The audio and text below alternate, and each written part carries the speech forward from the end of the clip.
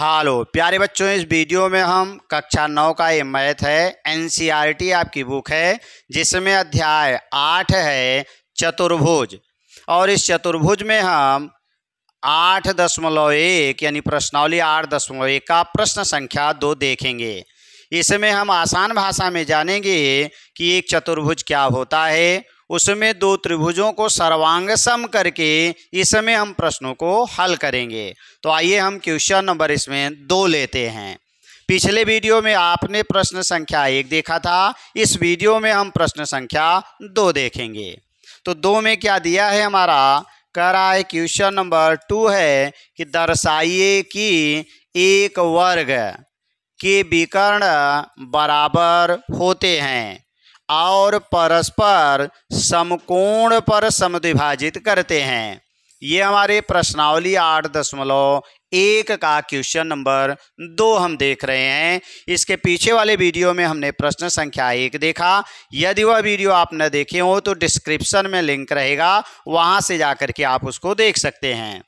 तो क्या दिया है कि हमें दिखाना है, दर्शाइए कि एक वर्ग के विकर्ण बराबर होते हैं। माने वर्ग है और हमें दिखाना है कि इसके विकर्ण बराबर होते हैं और परस्पर समकोण पर भी काटते हैं, उसके साथ साथ समद्विभाजित भी करते हैं। तो आइए सबसे पहले हमें ज्ञात है, पहली हेडिंग हम लिखेंगे ज्ञात है। इस ज्ञात है में क्या मिला, एक वर्ग मिला कि माना ABCD एक वर्ग है। अगर वर्ग होगा तो इसकी चारों भुजाएं बराबर होंगी। अर्थात अगर हम बात करें, यहाँ पर हमारा एक वर्ग बन गया और इस वर्ग का नाम क्या है, ABCD। ये वर्ग है और कह रहा है कि अगर वर्ग है तो निश्चित है वर्ग की चूंकि चारों भुजाएं आपस में बराबर होती हैं और प्रत्येक कोण जो होता है वह 90 अंश का होता है। तो यानी हमें वर्ग मिला तो ये मिल गया कि चारों भुजाएं बराबर हैं, उसके साथ साथ प्रत्येक कोण 90 है। दूसरी हेडिंग हमें लिखना है सिद्ध करना है। 3 चीज़ें इसमें सिद्ध करनी है। नंबर एक कि इसके जो विकर्ण होंगे, जो AC होगा वह BD के बराबर होगा। नंबर 1 सिद्ध करना है कि विकर्ण AC बराबर BD होगा। दूसरा उसने कहा कि ये समद्विभाजित करते हैं, अर्थात ये दूरी इस दूरी के बराबर, ये दूरी इस दूरी के बराबर है। या हम कह सकते हैं अगर एक विकर्ण समद्विभाजित करेगा तो दूसरा भी समद्विभाजित करेगा। तो नंबर 2 में क्या सिद्ध करना है, अगर यहाँ एक बिंदु O ले लें तो हमें मिलेगा AO बराबर होगा CO तथा इसी तरह से BO बराबर होगा हमारा DO। ये नंबर 2 में लाना है। अगला उसने कहा कि ये समकोण पर समद्विभाजित करते हैं, अर्थात प्रत्येक कोण 90 भी दिखाना है। तो नंबर 3 हमें क्या सिद्ध करना है कि AC और ये परपेंडिकुलर होगा BD के, AC ये लंब होगा BD के, अर्थात हम कह सकते हैं कि अर्थात ये और ये कोण 90-90 होंगे। तो कोण AOB बराबर कोण BOC और ये बराबर 90। यही 3 चीज़ें आपको सिद्ध करनी हैं। अब अगली हेडिंग हमारी बनेगी उपपत्ति। तो अगली हेडिंग हम क्या लिखेंगे, उपपत्ति, यानी अब हल आ गया। इसमें क्या मिल जाएगा, उपपत्ति में सबसे पहला नंबर तो हम त्रिभुज ले लेंगे। तो त्रिभुज में हमें क्या करना है, सबसे पहले दिखाना है कि विकर्ण ACBD के बराबर होगा। इसके लिए हम यहाँ से यहाँ तक एक और दूसरा नंबर एक त्रिभुज यहाँ से यहाँ तक ले लेंगे और इसी दोनों में हमें दिखाना है कि दोनों विकर्ण बराबर हैं। तो एक त्रिभुज ए बी सी ले लेंगे। उपपत्ति में त्रिभुज ए बी सी तथा दूसरा त्रिभुज हम ले लेंगे बी सी डी में, इसी में लेना है। अब आपको क्या मिला कि ये भुजा इस भुजा के बराबर हो गई, यानी जो ए बी भुजा थी वह भुजा डी सी के बराबर है। ये कहाँ से मिला? वर्ग से। इसको हम समीकरण 1 बना लेंगे। और ये कहाँ से मिला? वर्ग से, क्योंकि वर्ग की सभी भुजाएं बराबर होती हैं। दूसरा नंबर आ जाएंगे, एक और इसमें ले लेंगे। तो एक भुजा, इस त्रिभुज में भी एक भुजा और ऊपर वाले में भी एक भुजा बी सी कॉमन है, तो हम कह सकते हैं बी सी बराबर सी डी होगा। तो बी सी बराबर सी डी, इसको 2 बनाएंगे। आगे लिखेंगे उभयनिष्ठ भुजा, यानी ये भुजा कॉमन है। तीसरा आ जाएंगे, तो अब हमें तीसरी भुजा के स्थान पर ये कोण बराबर दिखाना है, और चूंकि ये कोण हमारा 90-90 होता है इसलिए बराबर होगा। तो हम कह सकते हैं कि कोण ए बी सी बराबर कोण बी सी डी। तो हम आ जाएंगे कोण बी सी डी, और ये बराबर 90 होगा, अर्थात दोनों के एक कोण बराबर हो गए और दो भुजाएं बराबर हो गई। इसका मतलब साइड एंगल साइड से ये सर्वांग सम बन गया। तो यहाँ पर आ जाएंगे, ये कहाँ से मिला? ये भी मिला हमें वर्ग से, क्योंकि वर्ग के प्रत्येक जो कोण होते हैं वो 90 अंश होते हैं। तो यहाँ पर आ जाएंगे, ये लिख देंगे वर्ग से। तो हमें मिलेगा, यानी समीकरण 1, 2 व 3 से, या हम कह सकते हैं साइड एंगल साइड सर्वांग समता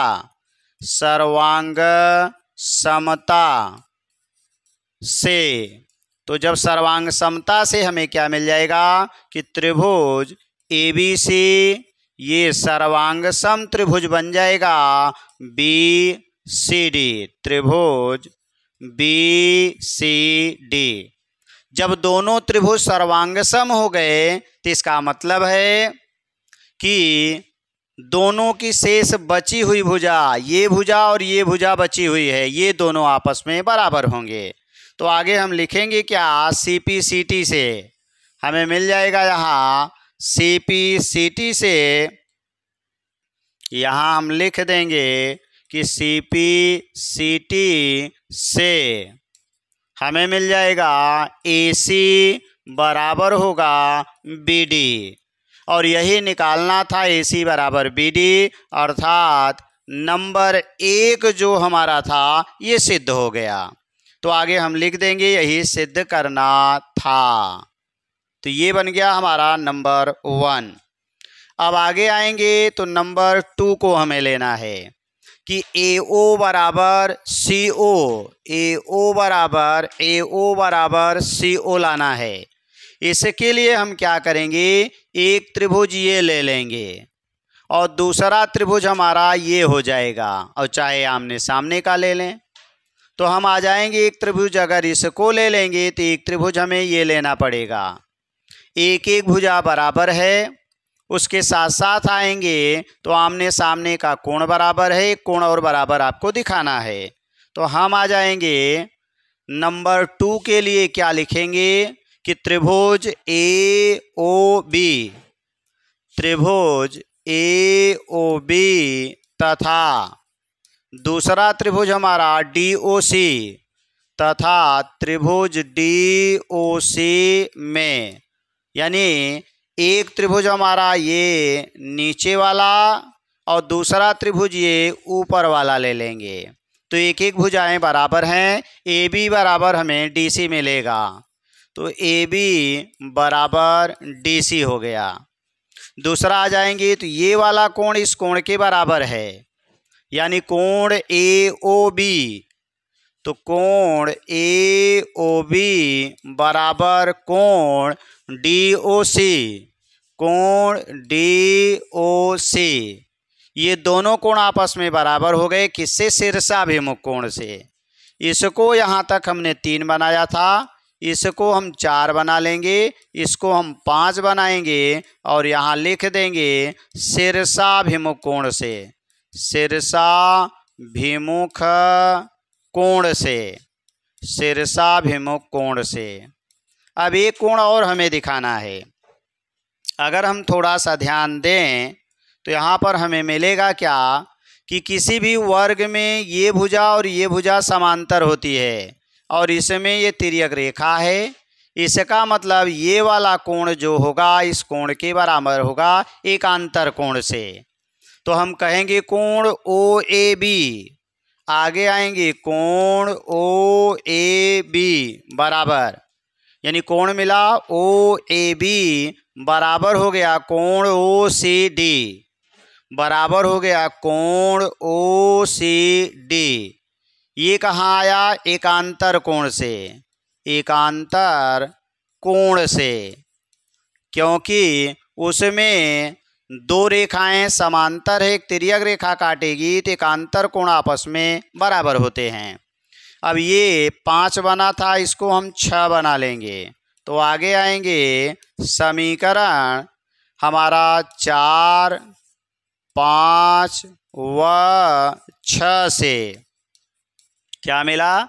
एक साइड मिली, 2 एंगल मिले, तो एंगल साइड एंगल, तो एंगल साइड एंगल से त्रिभुज सर्वांगसम हो गए। कौन सा त्रिभुज? AOB। ये सर्वांगसम त्रिभुज हो गया कौन सा? DOC। जब दोनों त्रिभुज सर्वांगसम हो गए इसका मतलब अब हमारा जो मान मिलेगा वह OA बराबर बन जाएगा OC के। हमारा जो OA होगा वह OC के बराबर हो जाएगा। तो हम लिख देंगे इसलिए OA बराबर होगा OC। ये कहाँ से आया? CP CT से हमें OA बराबर OC मिला। और OA बराबर OC का मतलब जो विकर्ण हैं एक दूसरे को समद्विभाजित करते हैं। AO बराबर CO या OA बराबर OC, और इसी तरह से दूसरा भी हो जाएगा, अर्थात विकर्ण एक दूसरे को समद्विभाजित करते हैं। अर्थात विकर्ण एक दूसरे को समद्विभाजित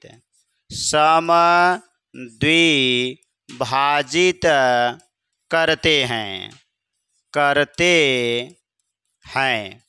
तो हमें मिल गया कि जो हमारा विकर्ण होगा वह भी एक दूसरे को समद्विभाजित करते हैं। तो 2 चीज़ें हमने पाया। अभी हमें दिखाना है ये लंब भी है। तो आइए हम नेक्स्ट पेज पर चलते हैं। स्क्रीनशॉट लेना होगा तो ले लेंगे। अब हम आते हैं नेक्स्ट पेज पर। तो नेक्स्ट पेज हमारा क्या मिलेगा वह ले लेते हैं। तो यहाँ पर आपको फिगर क्या था? ये हमारा फिगर था जिसमें आपने A, B, C और D बनाया था। विकर्ण था और यहाँ पर O था। तो आपने पा लिया है कि विकर्ण भी बराबर हैं, ये भुजाएं भी बराबर हैं। अब हमें दिखाना है कि ये कोण और ये कोण 90 है, इसलिए इस त्रिभुज को और इस त्रिभुज को लेंगे। माने हमारा जो त्रिभुज बनेगा, एक त्रिभुज हम ये वाला ले लेंगे और दूसरा हमारा त्रिभुज ये ऊपर वाला ले लेंगे। दोनों को हम सर्वांगसम लेके आएंगे।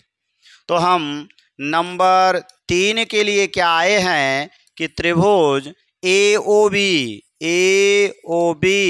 तथा त्रिभुज दूसरा हमने ले लिया है AOB था, COB ले लेंगे या BOC भी लिख सकते हैं।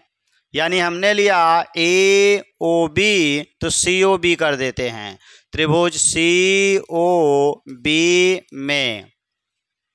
तो पीछे आपने पा लिया है कि चूंकि ये दोनों भुजाएं आपस में बराबर हैं तो हमें क्या मिलेगा, ए बी बराबर मिल जाएगा किसके, सी बी के। तो सी बी बराबर हो जाएगा, ए बी बराबर सी बी बनेगा। हमें बनाया था 6, ये 7 नंबर बन जाएगा। ये हमारा समीकरण 7 हो गया। अब आगे आएंगे, ये कहाँ से मिला, तो वर्ग से मिला, वर्ग से, क्योंकि वर्ग की सभी भुजाएं आपस में बराबर होती हैं। अगला नंबर आपने ए ओ बराबर सी ओ पीछे पा लिया है, तो ए ओ बराबर है सी ओ। ये हम समीकरण इसको बना लेंगे 8 नंबर। अभी पीछे हमने यही सिद्ध किया, क्या सिद्ध किया, ए ओ या ओ ए बराबर सी ओ। तो यही हम आएंगे यहाँ से कि हमें ए ओ बराबर सी ओ, ये कहाँ से आया, नंबर 2 से, यानी नंबर 2 वाला जो आपने सिद्ध किया था। या तो हम कोई समीकरण बनाएंगे तो उसको लिख देंगे। अगला आ जाएंगे, एक भुजा कामन है, यानी इस त्रिभुज में भी है इस त्रिभुज में भी है, तो ओ बी बराबर ओ बी हो जाएगा। तो ओ बी बराबर ओ बी मिल जाएगा। ये हमारा 9 नंबर बन जाएगा, 8 बना, अब हम इसको लिख देंगे 9। ये कहाँ से मिला, उभयनिष्ठ भुजा, उभयनिष्ठ भुजा। चलिए, अब एक त्रिभुज की तीनों भुजाएं दूसरे त्रिभुज की तीनों भुजाओं के बराबर हो गया, तो यस यस यस से ये दोनों त्रिभुज सर्वांग सम हो गए कि त्रिभुज ए ओ बी सर्वांग सम त्रिभुज मिल गया सी त्रिभुज, त्रिभुज सी ओ बी। जब दोनों सर्वांग सम हो गए तो ये संगत कोण आपस में बराबर होंगे, ये दोनों कोण बराबर होंगे। तो कोण ए ओ बी यानी सी पी सी टी से कोण ए ओ बी बराबर कोण सी ओ बी, सी ओ बी, यानी दोनों कोण बराबर हो गए। अब अगर दोनों कोण बराबर हैं तो एक सीधी रेखा बनी हुई है, तो इसमें दोनों कोणों का योग 180 आएगा। तो आगे हम लिखेंगे रैखिक, रैखिक युग्म से, युग्म से दोनों कोण को जोड़ेंगे और 180 लिखेंगे। तो हमारा बन जाएगा कोण ए ओ, यहाँ मिलेगा कोण ए ओ बी प्लस कोण सी ओ बी, और ये बराबर 180 अंश, और दोनों आपस में बराबर भी हैं, तो बन जाएगा कोण ए ओ बी और प्लस कोण ए ओ बी, और ये बराबर 180, क्योंकि दोनों आपस में बराबर हैं। दो कोण ए ओ बी बराबर हो जाएगा 180, 2 का भाग दे देंगे, तो ए ओ बी बराबर 180/2, 2 का भाग देंगे 90, और ये दोनों बराबर हैं इसलिए 90 बन गया। अर्थात विकर्ण एक दूसरे को लंब समद्विभाजित करते हैं, यानी इसका मतलब हो गया दोनों विकर्ण एक दूसरे पर लंबवत हैं। अर्थात इससे क्या मिला, इसलिए जो हमारा AC था वह BD पर लंब हो गया। AC ये लंब है BD पर, क्योंकि 90-90 दोनों कोण हो गए, ये भी 90 बन गया और ये भी 90 बन गया। इसका मतलब ये एक दूसरे को लंबवत काटते हैं, तो AC बराबर BD मिला। और नंबर 3 यही हमें सिद्ध करना था, तो आगे लिख देंगे यही सिद्ध करना था, यही सिद्ध करना था। तो हमें क्या मिला कि यदि कोई वर्ग है तो उसके विकर्ण आपस में बराबर होते हैं, समद्विभाजित करते हैं और एक दूसरे को लंबवत काटते हैं, यही सिद्ध करना था। तो आपको ये मिल गया। Thanks for watching. इस तरह के वीडियो को देखने के लिए चैनल को सब्सक्राइब करें, वीडियो को लाइक करें, बेल आइकन दबाएं, ऑल नोटिफिकेशन ऑन करें, जिससे आने वाला वीडियो सबसे पहले आपको मिल सके। Thanks for watching.